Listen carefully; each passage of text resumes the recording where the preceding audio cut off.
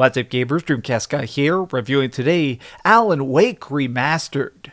Within the record books of greatest horror experiences of all time, Alan Wake has long been considered to be one of the very best that's ever been created. With its dark setting and even darker enemies, it's managed to terrify pretty much everybody who owned an Xbox 360 when this initially came out 11 years ago. But as much as we loved it, this game was not completely flawless. Like, it was great, it won a lot of awards and stuff, but the biggest issues a lot of times came down to the visuals themselves. Like, this game had some very cool aspects of it. Certain locations were really great, the boss fights were really shocking, but it was a project that was famously low resolution. Like, some people even decided to count the pixels on screen and realized that the original release of Alan Wake was technically not even true HD. I mean, there's just no denying that the graphics could be downright blurry. But finally, we have a remaster of this game, and it absolutely deserves it.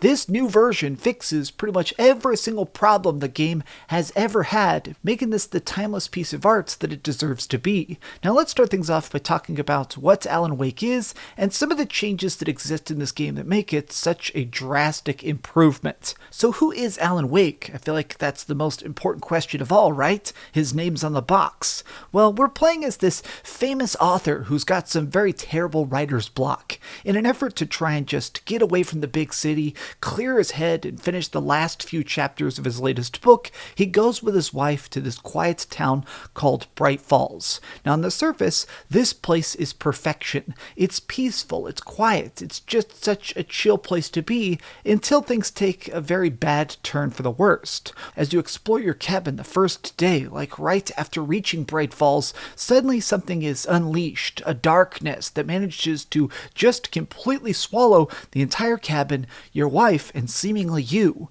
You wake up a week later, and now everything has gone just extremely bad. Somehow the monsters from your own book have managed to spring forth from the pages and take some literal form. So now, as Alan Wake, you have to try and fight and survive, beating them back, destroying these creatures, and hopefully finding your wife. But the thing that makes this game just such a timeless masterpiece is just the fact that I feel like it manages to constantly make you feel so freaking trapped in that exact moment. Part of the way this works that just makes it such a great experience, even going through it again and again, is that the story itself is broken into chapters, much like the book we're fighting against, and each one has a direct and desperate objective. Survive getting to a gas station, find a lost car key, or sometimes just reaching a next lit place before being sucked into the darkness and what seems to be a very terrible death. Now, this does bring me to the most important aspect of the remaster, and the aspect that I'm the most happy about, which is the fact that this is the true, complete Alan Wake experience. Now, initially when this game came out, back in the day, some fans were extremely frustrated because it had a cliffhanger ending, which I won't spoil, but the game initially had a very, very abrupt end. It pretty much just fades to black, and that's because the plot was always meant to be carried forward in downloadable content that was released later. Now, this is because it was during the early Xbox 360 era, and developers honestly just did not know how to motivate people to buy this extra add-on content. Like, how do you push people to buy more pieces of the game after launch? Which was frustrating because this story is fantastic. The acting is good, the setting is great, the freaking monsters are actually explained in a way that's just so glorious, so having to pay an additional price to unlock the true ending of the game was understandably a bit upsetting.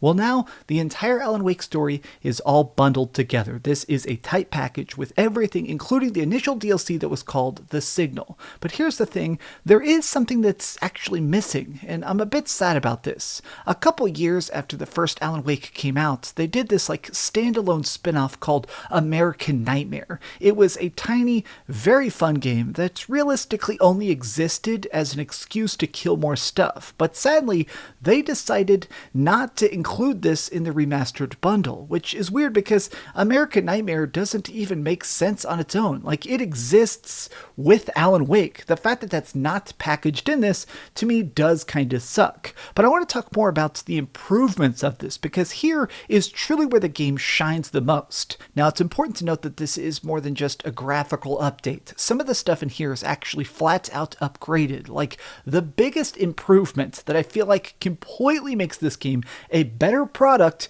is the upgraded character models. Now, this is for two separate reasons. One of them you're probably not going to guess, but initially, when you start to explore this town and talk to other characters, the faces looked kind of crappy. Like, excuse the bad terminology, but a lot of times the initial way that characters would look in the first release, some of them just look like garbage. Now, everybody is fixed. Animations are better, the faces are cleaner, the character models definitely work and act and move a lot better. In general, this is a story-heavy game, so having characters that actually look appropriate is a great upgrade to the game itself. But there is a funny byproduct of this, which is the Taken. The monsters in this game are like shadowy figures. They're people that are just eluded in these giant inky shadows that surround their bodies. In order to kill them, you shine a flashlight to push the shadows off and then shoot them in the face. This is pretty much the thing that exists throughout the entire game. Almost everything is just a shadowy person. Now, in the initial release, it felt like part of the reason that they put all these shadows on people is to make the character models more obscured, because they were, very obviously, low-quality assets. The less you saw of them, the less you'd be able to realize how low their details were. Well, they finally fixed that. Here's what's great. The Taken being able to push the shadows off and see just how HD they are, seeing the anger on their faces or sometimes their shock of just getting a bright light shine in their eyes, it makes the experience of fighting these guys feel more visceral, because you realize that these are monsters in a way, but they're also just mind-controlled people. This darkness has taken over them. It's screwing over the civilians as much as it's screwing over Alan Wake, and you finally get a chance to experience like their pain and hatred in a way that was not in the initial release. When talking about aspects of this game that have been improved, though, we have to talk about something that's been removed from the game and does improve the experience, which is they've taken out all of the product placement. Now, when this game initially came out, I don't know why, if the developers over at Remedy Games were just broke as a joke, but it was chock-filled with very cringy ads. Freaking ads for all sorts of different products. Everything just was labeled. It felt like this was practically a commercial. In fact, there used to be an achievement that was something that had you go and watch every single thing on TV. One of the things that would randomly pop up onto the TV sometimes was an ad for like Verizon. You would have to watch an actual commercial for a crappy cell phone inside the video game if you wanted to get every single achievement, which kind of sucks. I mean, come on, I don't want to sit here and watch ads in the middle of my video game. It was just one of those details that kind of irked me at times. So seeing all this just removed to have a more complete and seamless natural world is a great touch. Now, I do want to talk about something that is kind of something I wish they'd added to this, which is the fact that when you're playing the game, this is something that existed in the original. I wish that they had updated it. When you're playing this game, every time you go from one chapter to the next, it's essentially like a new game file.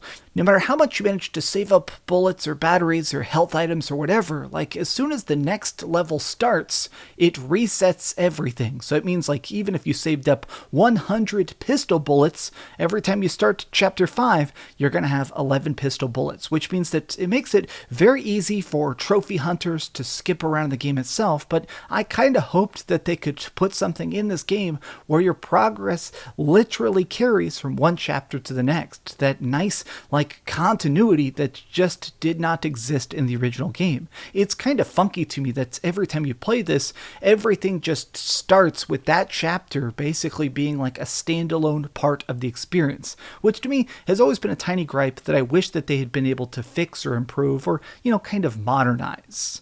despite the tiny gripes I may have for this game itself, like sometimes I wish that I had a more standard reticule in the center of the screen or certain background assets that still don't look their best, this is truly the greatest version of Alan Wake, and I am very pleased that it now exists. This game has always been in my top favorite 5 games of all time, and it's still going to stay there. In fact, this is now an even more timeless reason to love Alan Wake.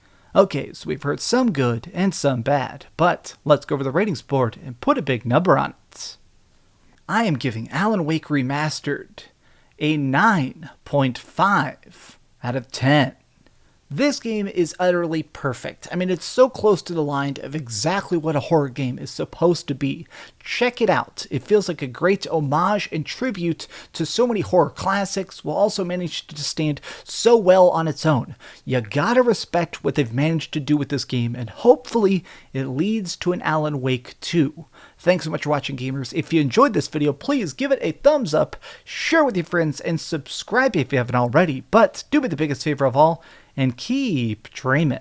You know what? I'm going to do something, actually. If this video manages to get 4,000 likes, I'll give away a copy of Alan Wake Remastered. Go follow me on Twitter. I'll tweet out some sort of code or some giveaway. When this reaches 4,000 likes, we'll go do a giveaway. It'll be great. Much love. Thanks so much for watching that video. If you want to see something else, you can always click this link to see what I put up last, or, subscribe and see what's coming up next. Also, I promise that whatever I do, it'll try not to suck.